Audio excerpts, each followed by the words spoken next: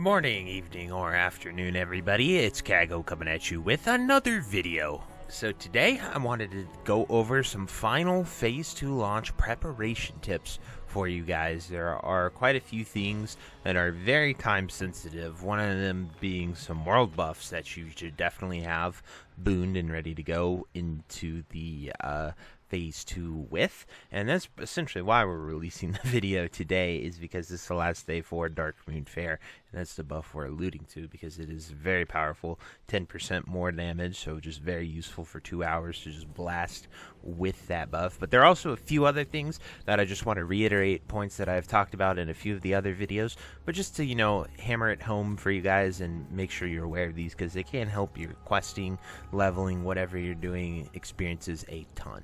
But before we get into the video, be sure to like, comment, and subscribe. Everything you guys do helps my channel grow, helps me get discovered, and helps me help as many people as possible, which is the entire point of my channel. So without further ado, let's get into the video. So we are going to have the very first tip, and that is going to be make sure you get your Dark Moon Fair and Boon of Black Fathom buff, and make sure you have them in a boon here. So as you can see, I went and got Boon of Black Fathom, then I just simply jump off here.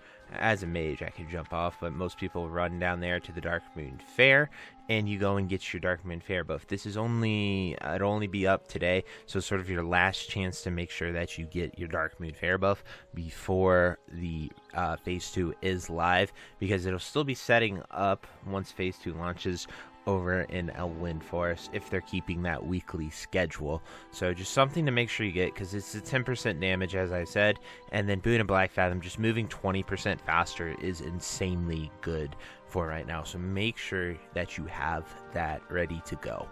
Then the next one is going to be your inventory management. So make sure your bags are clear.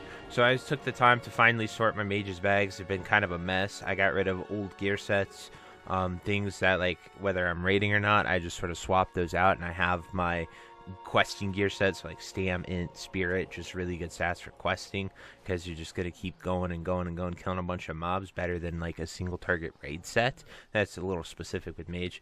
And then I have a lot of, useless materials here that I don't really need right now, especially for leveling.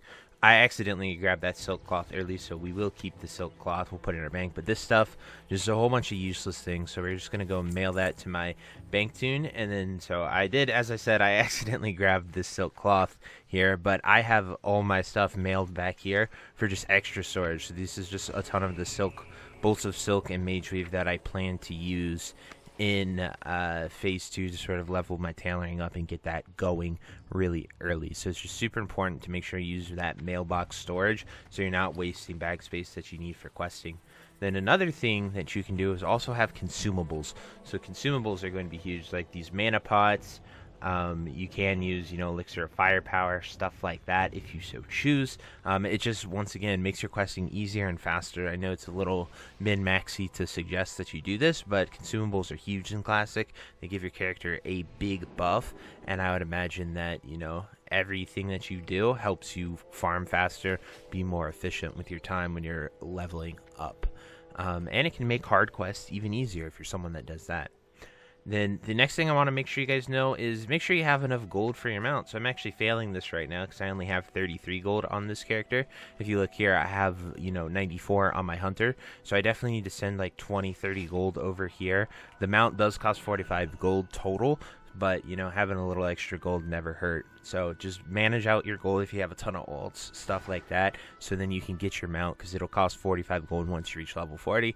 And, if you hit 40 and then you just have to wait for your gold to arrive, it's just something that you can do now, which can be very, very beneficial. Then next, I want to talk about pre-questing. So there's literally no reason not to pre-quest. Like, you have time, so between now and launch, you have about a week. You can just complete your log, have 20 quests ready to go and turn in. It'll take a bunch, and it'll take your full bank space to really hold them all, but there are plenty of guides and resources out there. I even made one, but it wasn't the best guide in the world, but it'll get you to 27. But at the very least, you can just have 20 quests ready to go. It's not going to be, it's not a race, right? But it's just an instant level 27 just by doing 20 quests of your choice. And so it can just be super beneficial to get that extra nudge forward because it's something you can do now that'll save you time later. So like you can spend more time going out there and discovering stuff. You have more time to, maybe find some new runes. Maybe new runes only start dropping once you're 26. I have no idea, but it's just something you can do to make your experience much easier and more effective while you're still here locked at 25. So I would highly recommend that you do it. Then next, I want to talk about flight paths. So as you can see here, this dancing Tauren has been advertising and yelling, want to sell summons to Kaghoe for Horde here so we can get a flight path. That flight path is really essential, and it connects all of the Eastern Kingdoms for Horde. So like Kaghoe is really essential, so I'll probably end up using this service right here just so we can get that. Stonard is another great one. Desolus is another great one for Horde. There are so many good flight paths that you can get, so I would highly recommend that you get all of those flight paths. There you go. So selling summons to Kaghoe 1 gold, save yourself 30 minutes of running and prepare for phase 2.